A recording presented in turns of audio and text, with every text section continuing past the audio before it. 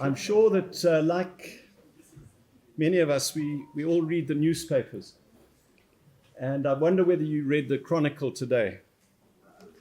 Because the Chronicle had a very interesting cartoon today. If you didn't see it, it is here. Okay. It says, pay rates from council. And the residents respond, service delivery, the ratepayers. And there's a tug of war. It's a very good cartoon, and it's very apt to our work. The President Mnangagwa, and the Minister of Local Government have repeatedly called for town councils to engage in service delivery. And at the end of this year, we need to reflect on our service delivery. We are all together almost halfway through our terms of office. All of us have almost served 2.5 years. And so it is the midterm mark shown today by the photographs that we had taken prior to this meeting, which are a demonstration and a reminder to us of the midterm mark. And we need to honestly, as councillors primarily, reflect on what service we have delivered to ratepayers in the last 2.5 years. It starts with me. It flows down with the Deputy Mayor, but it affects each one of us as councillors, right across the city and in all our respective wards. And I have to say personally that as I reflect on the last 2.5 years, I feel personally that very little has been achieved, if we are brutally frank with ourselves. When I look back at some of the goals that we started out with, I see many goals that have not been achieved. It starts with big issues. Delivery of water. Have we really improved on the delivery of water to residents? Have we really made progress, for example, in the upgrading of Nema pump station, in the provision of solar power to pump Nema? Have we made progress on Glass Block Dam? I have to say, Town Clerk, I'm deeply frustrated. This time last year, the Town Clerk and Engineer Ngube and I attended the Africa Investment Forum in Morocco. We effectively secured 93 million of foreign money to build a dam. Here we sit in December, the entire project bogged down in red tape. And lest we accuse government to other people of our failure in that regard, let us reflect on some of the debates that we have had in this chamber which have frustrated that process. Those are the big ticket items, but we know on sewerage, we see it as councillors day in, day out, don't we? Residents with blocked sewerage, raw sewage in their homes. We're still putting raw sewage into the Umguza River.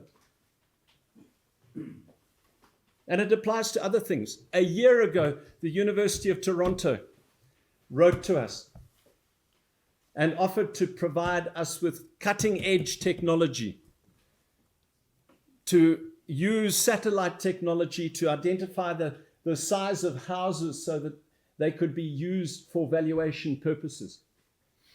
A year on, we have not progressed that, and it's a free offer. It doesn't involve us in any money. And I could spend literally probably half an hour going through other things that we have not delivered on. And it even goes down to small, relatively trivial things. In January this year, I asked that the fountain in front of the City Hall be repaired in time for trade fairs, so that when we have ambassadors and ministers and possibly the president one day, that the full glory of this building might be reflected. We got private people in to advise. They said it would cost $1,600. It still has not been done. A tiny thing like that. The old mayoral gown, which is pretty much moth-eaten and needs to be replaced by something more culturally appropriate. Nothing has happened. So what I'm saying is, from the big issue, the big ticket issues, to the small issues, we simply are not delivering. And we need to reflect soberly on that. Now, some may say that the reason for that is because we're financially constrained. And yes, that applies to roads and perhaps NEMA upgrade and the like. But many of these issues do not involve our money. Glassblock Dam doesn't involve our money. The money is there from the international community. And yet we haven't delivered. And councillors, I say to each one of us and to myself, we are subject ourselves to evaluation. It doesn't matter what we say about what we're delivering. Residents know whether we are delivering or not. And that's what this cartoon is all about. Residents know whether they're getting water. Residents know whether they've got raw sewage in their houses. Residents know whether their roads are being repaired. Residents know how quickly we are responding to their legitimate complaints. And they ultimately are the ones to judge us. Each one of us. None of us are exempt from that. And I start with myself. So my talk to you this afternoon is not to berate. It may sound like that. It's just an encouragement that we need to be sober.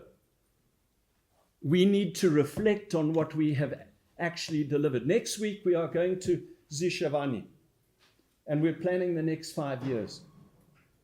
And I hope that that week doesn't come out with airy-fairy objectives. We need concrete objectives. Within the next 5 years, we need Glassblock built. We need NEMA completely upgraded with its own solar to pump water so that we are not reliant on ZESA. And the same at Nchabez.